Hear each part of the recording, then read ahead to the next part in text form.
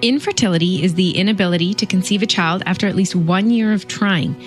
Turns out about 10% of U.S. couples experience infertility, and of those, about half will eventually conceive, while the other half remain permanently infertile.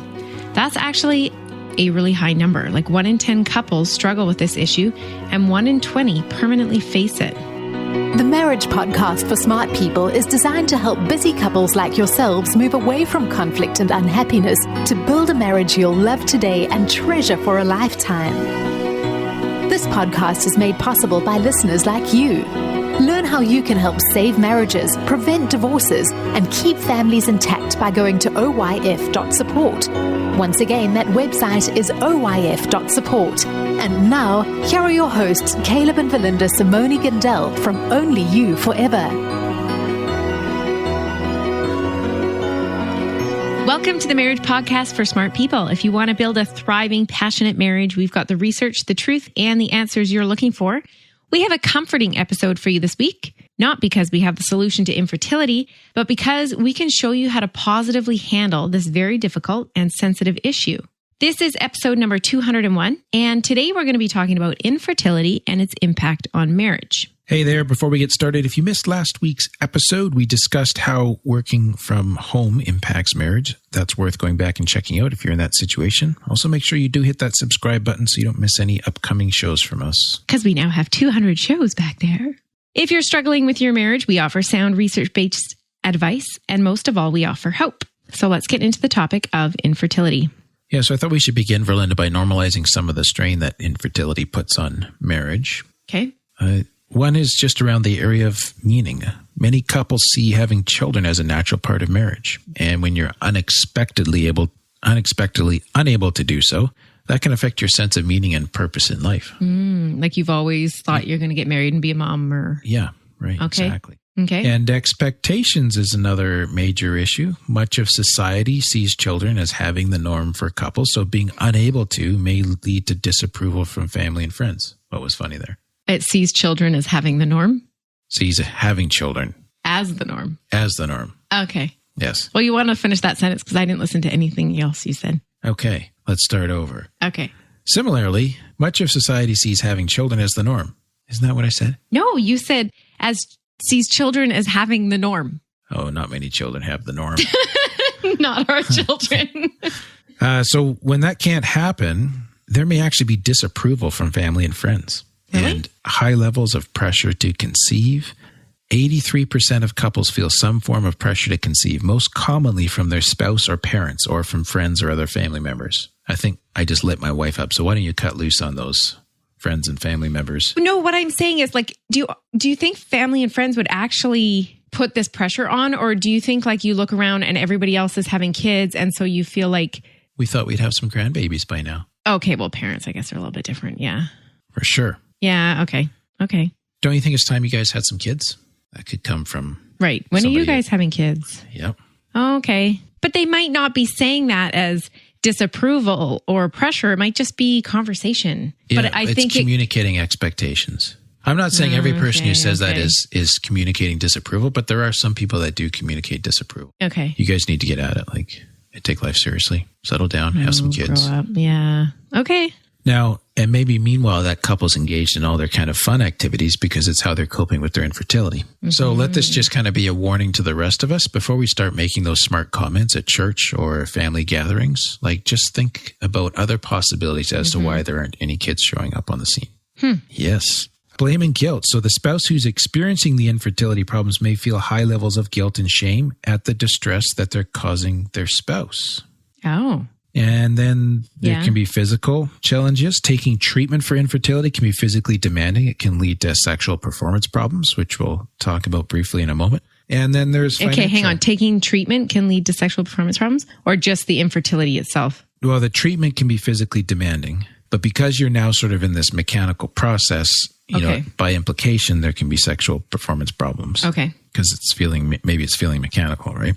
Mm-hmm. And then there can also be financial strain, depending on the medical situation of your country. Seeking help from doctors can take a lot of time and can cost a lot of money. Right. So these are real issues. But as far as your marriage goes, it really comes down to how you deal with these challenges that determines whether or not infertility will impact the quality of your marriage and the quality of your life overall. The research does show that infertility can negatively impact marriage, but it can also bring unexpected positives. 25% of women and 21% of men reported that their marriage had become stronger and that they had been drawn closer together as a result of the infertility. And over half of couples in this situation can identify at least some benefits to their marriage as a result. You know what? I remember meeting a girl and talking to her about it, and I can't remember how long they'd been married, quite a while, with no kids. And her sister, I guess, said to me, like, they are the closest couple I have ever seen. Like, they have the best relationship I've ever seen. And I think it's because they don't have anybody else and they've poured into each other. So there's a huge positive that could come out of this. Yes. And that gets me excited about marriage because, you know, here's pretty much a major life blow if this was a major expectation for you and it's not happening. Yeah. But it's in the context of a loving marriage that it's reframed into some positives. Yeah. Yeah. And we're going to talk today about how to be sure that it turns out to be a positive in your marriage, despite the grief and loss associated with it. So we're not denying that these other parts are a reality. But let's talk about a couple of the negative consequences first, just so we're aware of potential pitfalls. Okay. So primarily, we need to pay attention to the impact on marital or sexual satisfaction. Infertility often has a negative impact on marital quality. So that does happen. This effect is strongest for women, but it can also impact men. Stress caused by infertility can increase marital conflict and reduce self-esteem and reduce overall happiness and quality of life. This is from a study from 1991. I'd be very curious as to if this is like long-term or short-term or... Right. I don't have that before me. This was kind of looking at the snapshot of where these people were in their journey. Okay. Why is this negative effect stronger for women? Well, another study found that for men, the stress of infertility was no different to other forms of marital stress and conflict. But for women, infertility created a different kind of stress that was more rooted in the woman's sense of identity and self-efficacy. Often women have a stronger desire to have children than their husbands, and they hold motherhood or the potential for motherhood as a strong part of their identity. So for men, infertility can be a stress that creates conflict and other burdens, but it often does touch women at this deeper level. Okay. Makes sense? Yeah. Do you agree? I think so. Yeah. I mean, I don't know the man part of it. You would have to speak to that, but... Well, and I've never been a woman, so... Researchers also note that stress and marital discord become more likely the longer the infertility problems go on. Oh, okay. So that's long-term. If you guys have been at this for a while, it can build up, and that's normal enough. Once again, though, we've created a bonus discussion guide to help with this for our supporters that we appreciate very much who are facing infertility. This guide will help you begin to talk through this challenge that you're facing. Sometimes it can be hard to get that discussion going because it's so sensitive. But having a discussion guide like ours in hand gives you some direction for starting that conversation and continuing it as you navigate through the challenges of this issue. And you can get this by becoming a patron of the Marriage Podcast for Smart People. We'll just take a break here to tell you more about that. What happens when the fairy tale marriage meets reality? Too often, high expectations lead to disappointment, communication breaks down, and the struggles of day-to-day life become overwhelming, leaving you feeling lost and without hope. Unfortunately, marriage does not come with an instruction manual. Marriage troubles are deeply personal and can take a toll on you, your spouse, and your family. Counseling can be expensive and divorce is very costly. It doesn't have to be this way. Caleb and Valinda understand your pain and frustration. Their mission is to help save as many marriages as possible, and to date, thousands of couples are helped through their weekly podcast. But the most important marriage they want to help save is yours. With a minimum of a $10 investment a month, you gain access to exclusive bonus content and valuable information to help you succeed in your own marriage. Learn more about saving marriages and how you can help at oyf.support. That's oyf.support. You're listening to the Marriage Podcast for Smart People. Before the break, we were talking about how marital satisfaction is impacted. As you might anticipate it can also have an impact on your sex life. Why is that? Well, now the research is a little mixed on whether it impacts sex and sexual satisfaction in married couples. Some couples find some studies find it has negative effects, some no effect, or some even positive effects. Okay. Because this really just depends how it goes, right? If you think about it, it could mean like, yay, an excuse for more sex. Or it could mean like, I need you to get an erection and give me your sperm so that we can make a baby, which is very unsexy. Okay. Please say that in your sultry voice. So depending on the cause of infertility, some men can experience reduced sex drive or sexual performance issues. This can then negatively affect sex for both husband and wife as the man feels pressure to perform rather than being able to just enjoy sex, like being with his wife. Some couples end up having sex that's very mechanical and focused entirely on trying to conceive and could be lacking in real enjoyment or intimacy. So you see what I mean? It's not sexy sex anymore. It's just trying to get a job done. And that's a tricky place to be in because you do get recommendations about certain positions and tilting hips and lying there for a while afterwards. And those are pretty mechanical issues. Yeah. And so naturally it's going to be a challenge to keep your heart in it along with those mechanical components. Or I think even more so your brain in it. Yeah. Because you're thinking about conceiving, not about your spouse. Right. At that point. Yeah.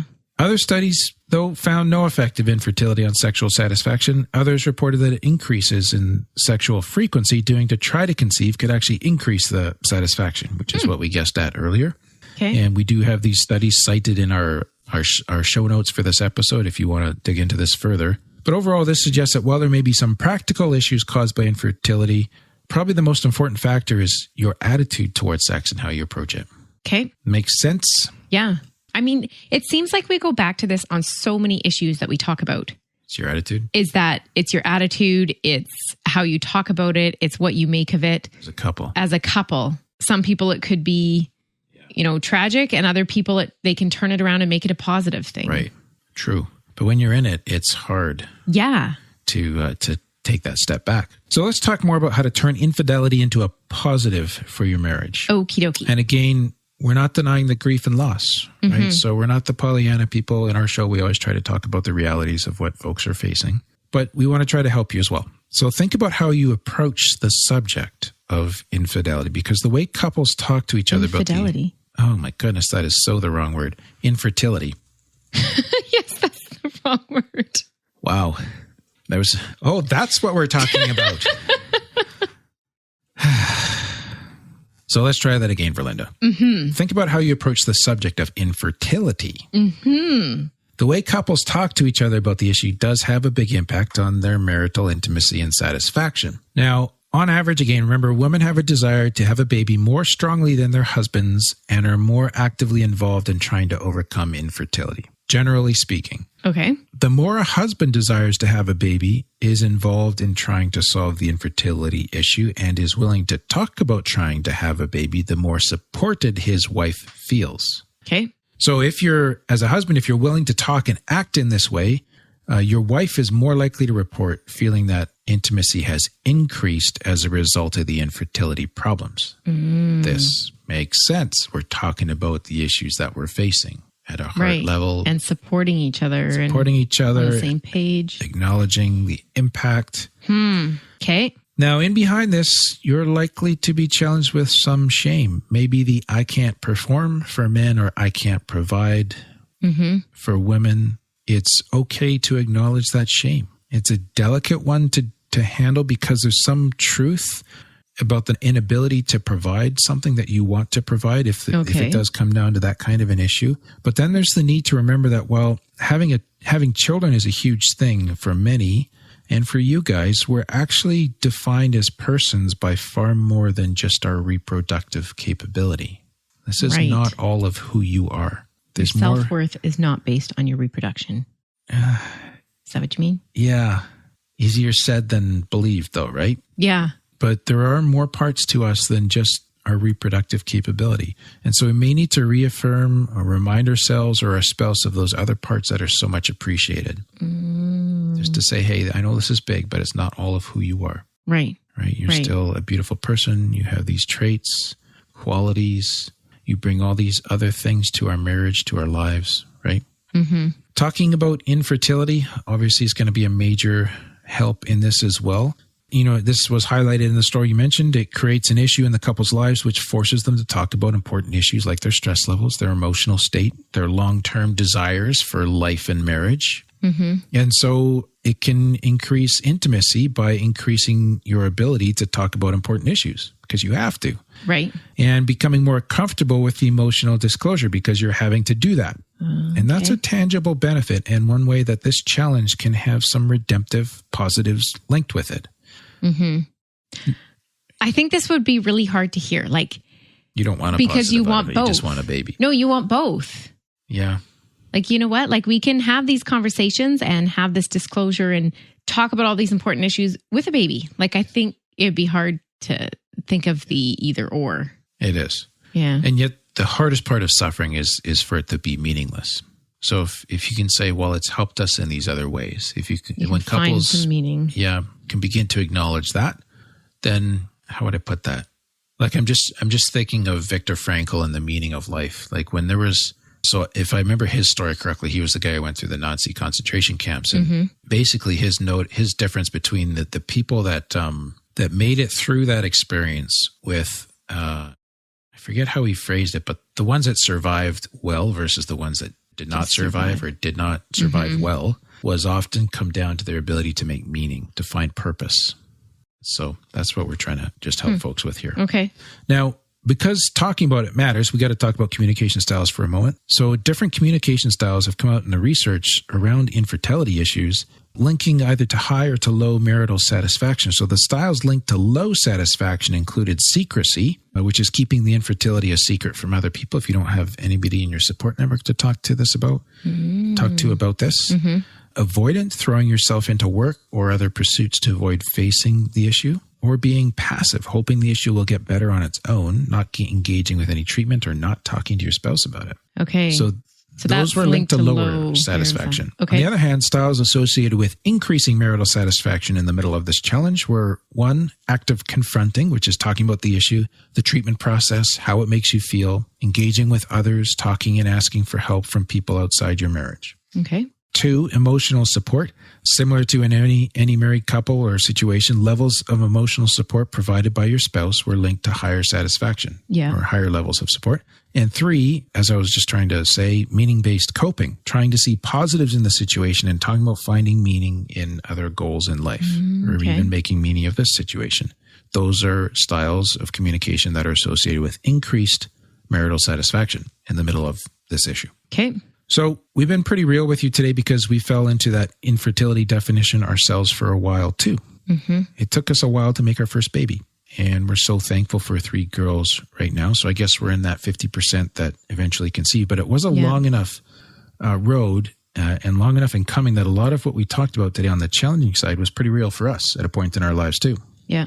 And so while not everyone will have the change and outcomes that we did, we hope that you'll find some strength and encouragement in your marriage as you put in place some of the tools that we've shared with you today. Yeah. Okay. Don't have any reviews this week and no new patrons to mention at the moment, but we should shout out just to thank you again to all of our patrons for your ongoing support for our show, which is so much appreciated. Yes. Next week. We're going to talk to premarital couples on the topic, I'm a virgin and my fiance is not. Okay. Or even if you're recently married and that was your situation coming into marriage. Sounds interesting. It should be an interesting episode. Okay. Well, that is all for today's episode. You can get the full show notes at oyf.link/201. Find out how you can help marriages. Go to oyf.support. Thanks, and we'll see you next week. The Marriage Podcast for Smart People is totally funded by listeners who support Caleb and Valinda in their mission to save marriages. If you would like to be part of this worthy cause, open your web browser to oyf.support. A minimum investment of $10 per month will help restore hope to married couples. Plus, as a patron, you'll gain access to exclusive bonus content and valuable information to help you succeed in your own marriage. Go to the website oyf.support now for more information. Thanks for listening to the Marriage Podcast for Smart People from Only You Forever.